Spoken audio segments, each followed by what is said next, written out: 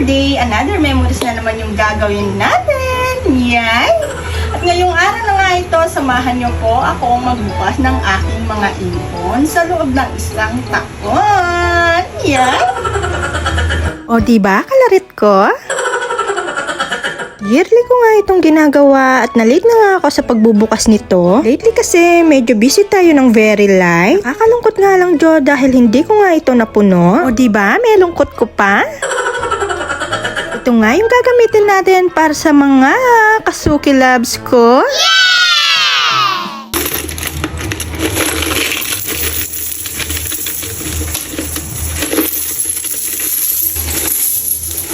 Nakakatuwa nga dahil naging habit ko na itong pag-iipon. Na kapag hindi nga ako nakakapag-ipon every year, ay parang kulang ako. Kulang ya kanong.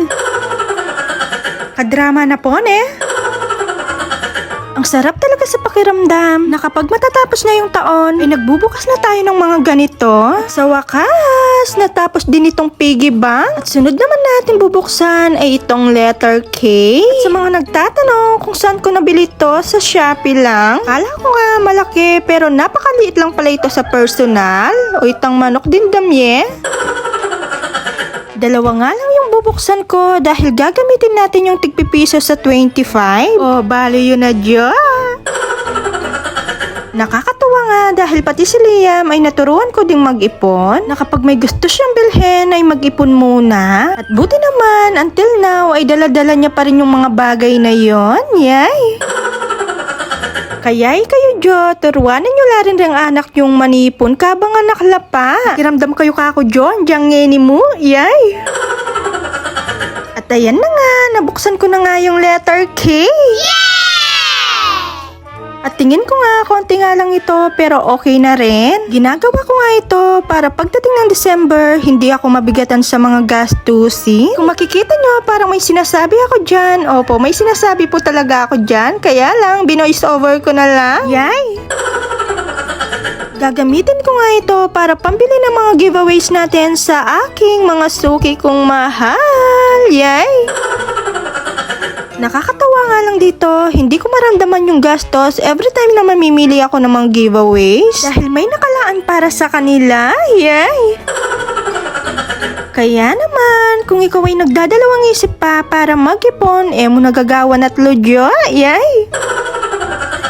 Magsimula ka na sa papiso-piso or kahit magkano pa yan. Kapag pinagsama-sama mo na ay napakalaking halaga din. At for sure, kapag nag-start ka na, magiging habit mo na ito yearly. Yay! Thank me later! Diyos ko, naiisip ko nga kapag pinambili ko ito sa supermarket, tumawa yarong mamilang yung cashier. At least diba, pera pa rin ang mga ito. At maraming mapapasayang Kasuki loves natin. Yay! At tips lang para makapag-ipon tayo kahit papano. Mag-spend lang tayo ng pera yung kaya lang natin. Unahin natin yung mga needs kesa sa mga wants. At huwag tayong mangutang para may ipagmayabang lang tayo. Or ipaghanda. Gawin nyo nga ito, mag-ipon na kayo kahit malayo pa. At para pagdating ng araw na yon, may dudukutin ka. Yay! Sa papiso-piso, palima-lima, sa loob ng isang taon ay napakarami na yan. Sabi nga nila, live within your means. Yay! At yun na nga, bali natapos na tayo at yung total natin sa mga ano natin is, sinulat ko. Naka 5,565 tayo. Not bad. Ito, hindi ko na binilang kasi ang dami. Tamad na yarn. Hindi ko na binilang. At yun na nga, and that's it. Thank you for watching. Bye!